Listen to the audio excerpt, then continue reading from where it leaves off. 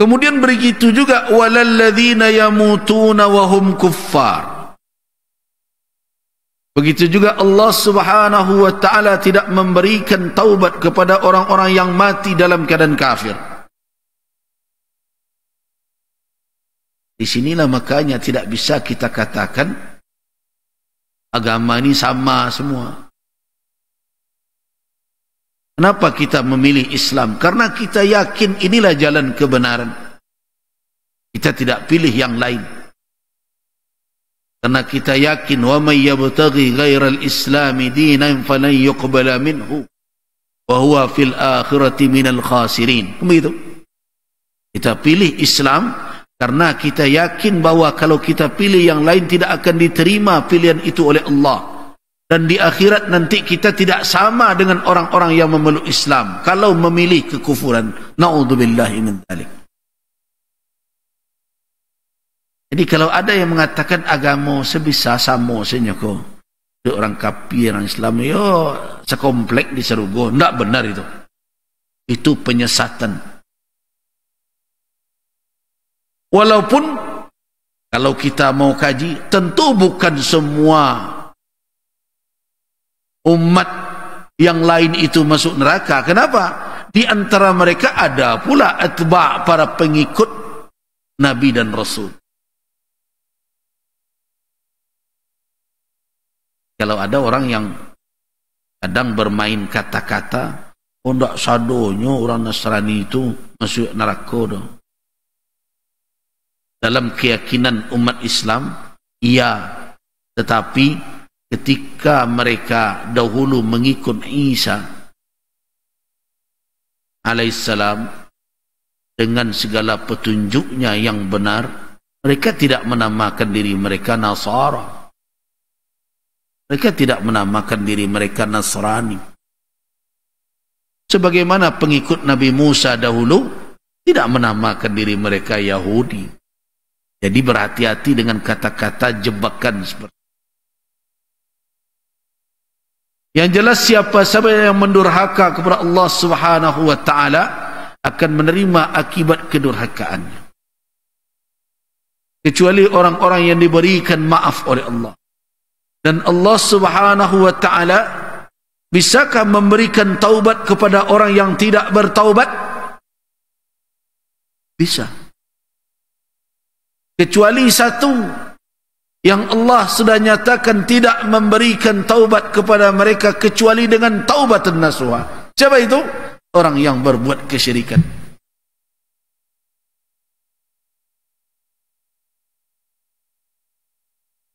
Kalau orang tersebut selama orang itu muslim, ya,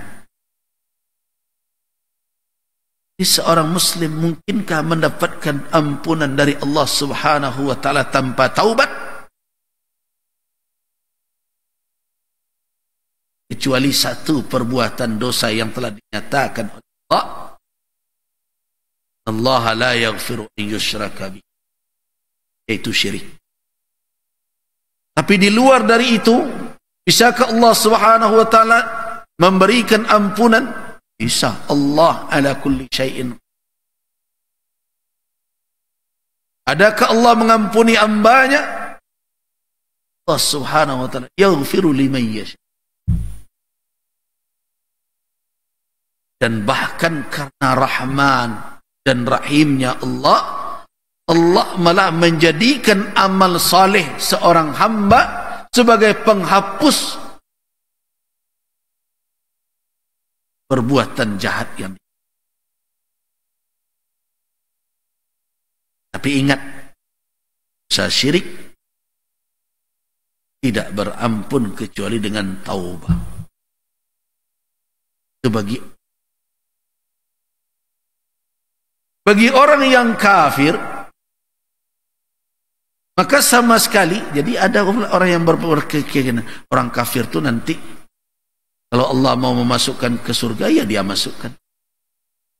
Itu pernyataan tidak lurus. Kenapa? Karena Allah Subhanahu wa taala yang telah menyatakan bahwa mereka yang mati dalam keadaan kufur tidak ada untuk mereka taubat.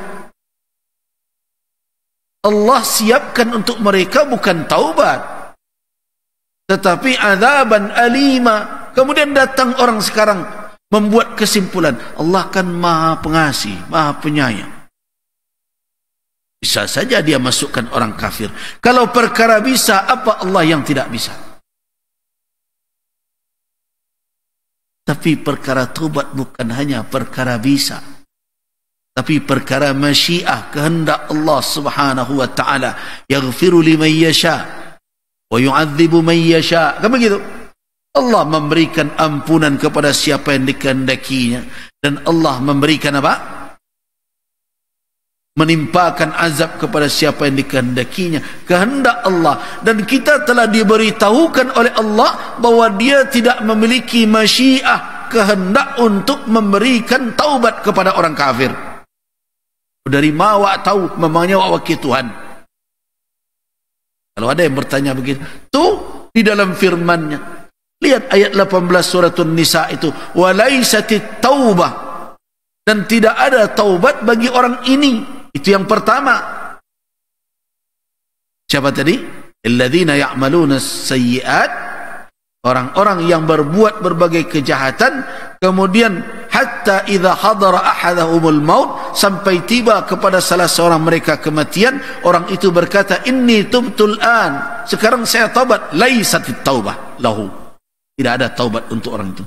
Dan yang kedua, laisatit taubah, dan tidak ada pula taubat bagi siapa? Lilladzina yamutuna wa hum kuffar,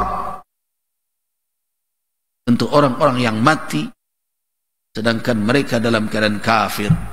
Artinya kalau ada orang ulama yang mengatakan tidak ada taubat untuk orang kafir, tidak ada surga untuk orang yang kafir, jangan dikatakan bantu inyo saya punya kunci surga. Itu kalimat-kalimat seperti itu sebenarnya beracun di dalamnya.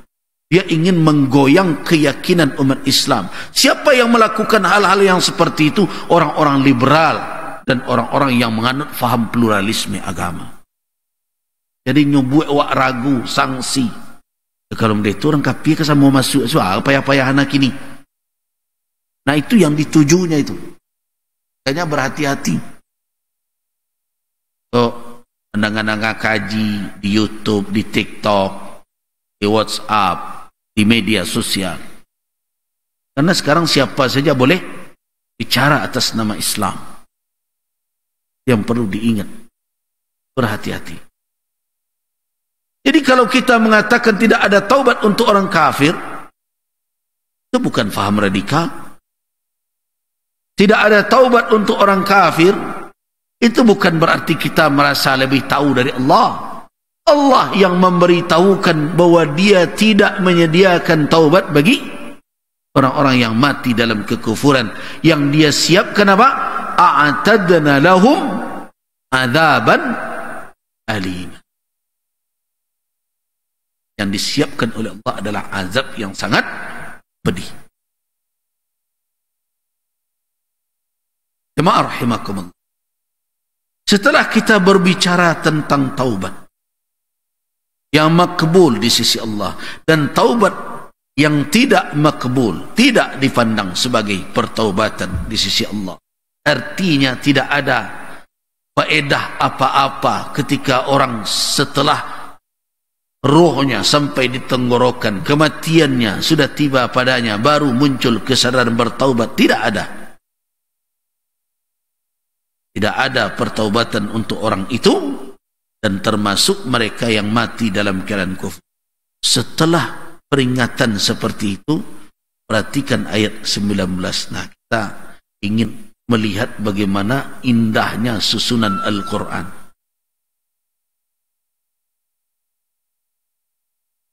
Ya ayyuhalladzina amanu la yahillu lakum an tarisun nisaa karha. Wahai orang-orang yang beriman, tidaklah halal bagi kamu mempusakai wanita dengan jalan paksa. Hati-hati ya. Yang sebagian orang ada yang malas belajar tafsir, malas bertanya pada para ulama. Makanya dengar kaji terjemah Quran banyak, yang bacanya terjemah. Ketika dibaca terjemah, ambil kesimpulan, awak ndak halal mempusakai mewarisi wanita secara paksa. Berarti kalau ndak je cepaso, boleh wanita kau diwarisi. Nah, bisa begitu kesimpulannya itu. Makanya berhati-hati. Ya ayyuhalladzina amanu, wahai orang-orang yang beriman, la yahillu lakum an tarisu, wahai orang-orang yang beriman, la yahillu lakum an tarisu an-nisa, an tarisu an-nisa karha. Tidak boleh menjadikan wanita sebagai warisan dengan pemaksaan, harus dikuasai. Nah, kenapa ayat ini turun? Nah, di sini perlu mengkaji tafsir supaya kita faham apa maksud dari ayat tersebut.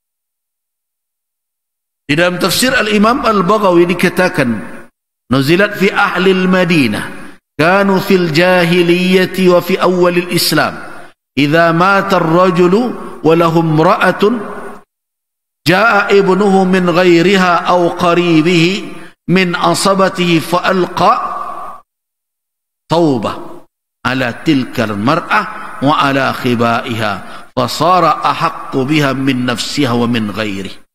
Ini yang dikatakan oleh ayat tersebut. Jadi dahulu orang Arab masuk masyarakat Madinah, kalau ada seseorang meninggalkan istri,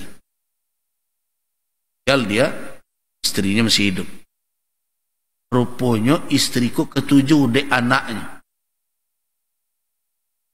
ya anak tirinya, bukan anak dari dia, dari istri yang lain, atau ketujuh oleh insanaknya, oleh ansabahnya, baik bapaknya, juga saudaranya, kerabatnya yang dekat.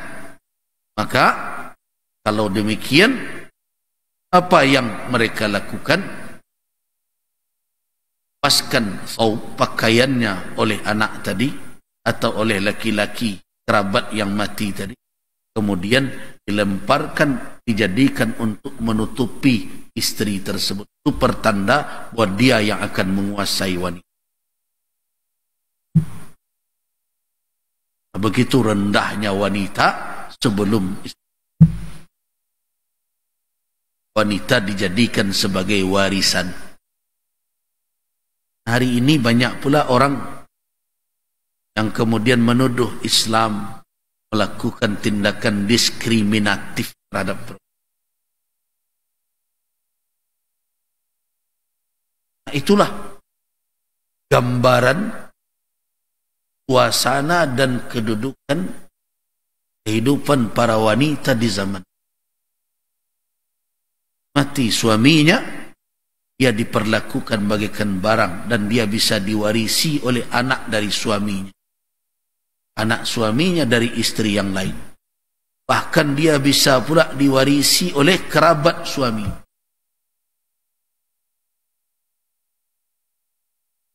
Jadi jangan difahami ayat ini kalau tidak tapaso boleh. Ya tidak bisa. Islam telah mengharamkan menikahi istri dari bapak. Makanya di dalam Al-Quran dikatakan illa ma qad salaf, kecuali yang telah lalu, tu balai. Semenjak turun ketentuan syariat, jangan nikahi siapa saja wanita yang pernah dinikahi oleh orang tuamu.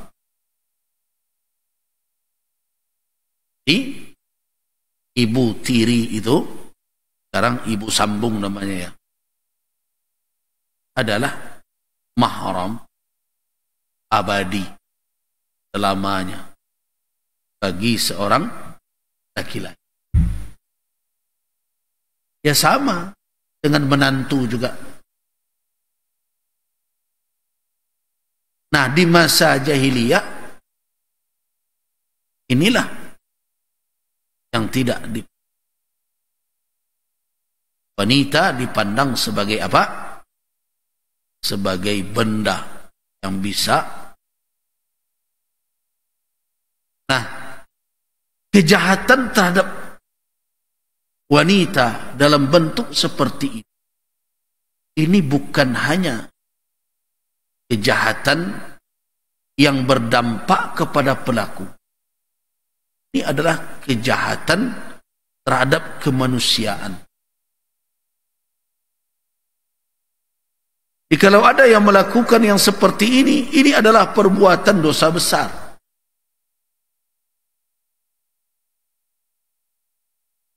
Perbuatan yang tergolong dosa besar, menjadikan wanita sebagai warisan, menikahinya padahal hukumnya adalah haram. Nah, semestinya apa sikap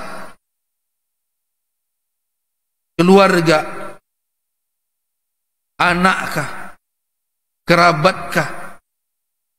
Sikap adalah ketika dia ditinggalkan oleh suaminya, dia tidak ada lagi ikatan dengan suaminya tersebut. Nah, sekarang masih ada nih rasa seperti ini. Kalau ada mantan minantu awak, anak awak na laki-laki, minantu awak tentu produksi. Ketika anak awak meninggal, ada sebagian orang tua yang tidak rela istri anaknya tadi menikah dengan yang lain.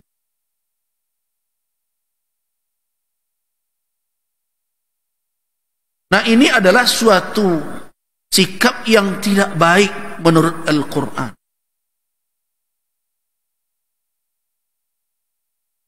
Pertimbangannya apa? Nah, pertimbangannya pas bana dengan keadaan. Kebanyakan pertimbangannya adalah itu. Keblaki kejadian dan itu awak. Coba bayangkan. Terjadi tidak sekarang? Al-Quran sudah lebih 14 abad. Jadi belumkah kita yakin bahwa Al-Quran ini adalah pedoman sampai hari kiamat? Nyata petunjuknya masih saja aktual hari ini. Banyak mertua yang tidak rela mantan menantunya menikah dengan yang lain dengan alasan, oh, dia tu dulu dapat dari anak ambo, susah iyo. Dia nikah je laki-laki lain tu nyobawo beko tu. Padahal tak terfikir lo dia nyobara lama wanita itu jo anaknya. Dan bisa jadi keberhasilan anaknya tentu tidak akan lepas pula dari peran istri. Tapi sekarang terjadi. Pada penggalan pertama, ya ayyuhalladzina amanu la ya'illu lakum an tarisun nisa'a karha. Ini sudah jarang terjadi. Tidak ada orang lagi yang mewarisi, yang menjadikan istri bapaknya atau ibu sambungnya sebagai warisan. Tetapi yang kedua, wala ta'dhuluhunna litadhhabu bi ba'dhi ma ataitumuhunna. Janganlah kamu halangi mereka itu untuk mengambil kembali sebagian dari apa yang telah kamu berikan kepadanya. Ini seperti ada ketidakikhlasan.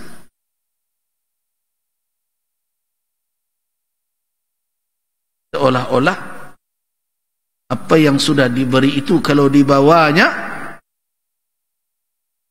itu satu kerugian yang besar, hilang aset.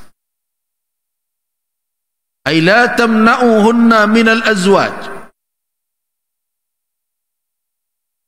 Jangan kamu halangi mereka dari suami-suami mereka kalau mereka ingin menikah kembali. Fataftadi bi ba'di maliha. Dengan itu dia tebus dengan sebagian hartanya itu. Makanya apa kata ahli tafsir? Hadza khitabun li awliya'il mayyit. Ini adalah khitab. Titah untuk para wali si mayat yang cenderung bersikap monopoli seperti itu. Walaupun tidak diwarisinya wanita, tapi dikurungnya, dihambat dan dihalangnya, itu sama saja dengan memaksanya harus bertahan dalam kondisi seperti itu sampai akhir hayatnya. Terkadang wanita itu membutuhkan ada orang yang mendampinginya, ada orang yang menjaganya. Tapi banyak dari keluarga mayat, keluarga suaminya enggan melihat wanita tersebut mendapatkan junjungan yang baru.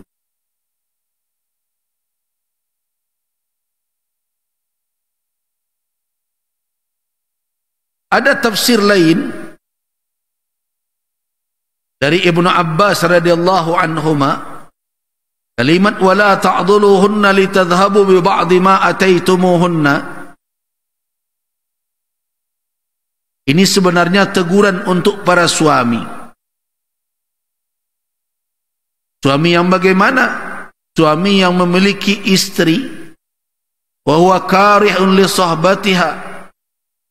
Dia sudah tidak suka, tidak cinta kepada istrinya itu. Walaha alaihi mahrun, padahal ada kewajiban mahar yang belum dia tunaikan kepada istrinya tersebut. Nah, kemudian dia tahan-tahan mahar tersebut, tidak dia berikan karena ketidaksukaannya kepada istri tersebut. Nah, makanya Allah Subhanahu wa taala menegur suami tersebut, kewajibanmu tunaikan. Jangan karena kamu tidak senang dengan istrimu, akhirnya apa yang menjadi kewajibanmu tidak kamu berikan. Jadi tidak boleh ada kezaliman walaupun di dalam rumah tangga sekalipun. Nah, siapa yang selama ini menuduh Islam mengizinkan di dalam rumah tangga itu ada kekerasan, ada kezaliman? Lihat ayat Al-Quranul Karim yang menjadi kewajiban suami pun walaupun telah menjadi istrinya tidak boleh. Jadi kalau ada orang yang berhutang mahar misalnya, kan hutang, mahar kau boleh hutang, boleh diansur.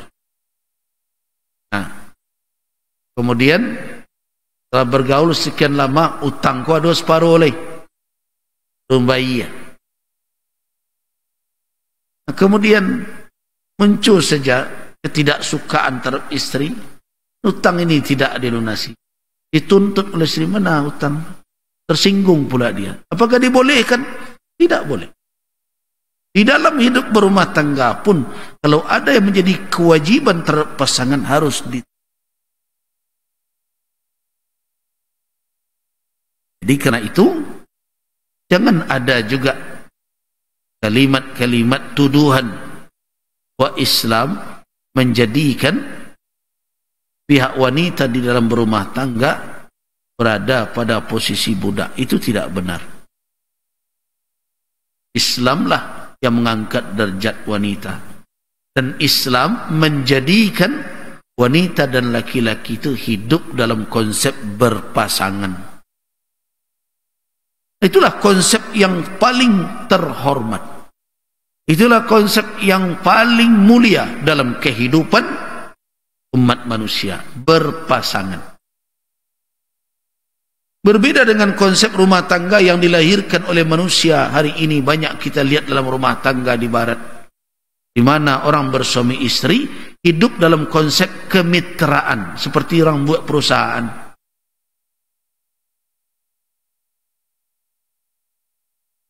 Ya, kita kontrak lah. Kalau tidak ketujuh lagi, bubar. Tanggung jawab masing-masing. Kita tidak saling urus. Kan ada rumah tangga orang seperti itu. Ya, sudahlah, dia seperti dia, seperti kita, ya kita saling memaklumi. Nah, bahasanya begitu. Tetapi mereka hidup di dalam apa? Di dalam kontrak. Mereka memandang pasangan mereka itu sebagai saingan. Makanya sekarang banyak rusak rumah tangga karena bergeser konsep Islam menjadi konsep yang ditawarkan oleh Barat. Pasangan adalah saingan, mitra. Kalau dia bisa begitu, saya bisa begini.